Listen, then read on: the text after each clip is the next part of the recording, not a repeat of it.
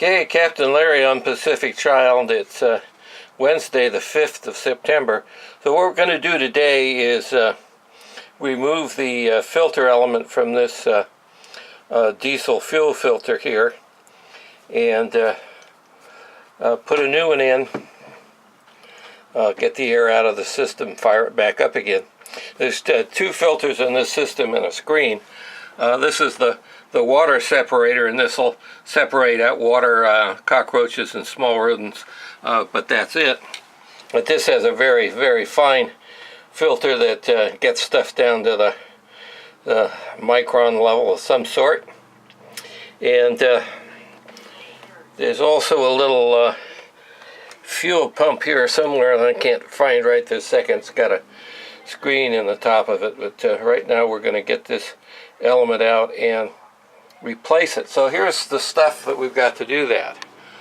Here's the new filter, and you can see how it's made, and new gasket to go on the top, a couple of rubber gloves to keep the diesel off my skin. A little late for that. I already put diesel in this bottle because I'm gonna try to fill that cup that filter goes in with as much diesel as I can, so there's as little air as possible in there.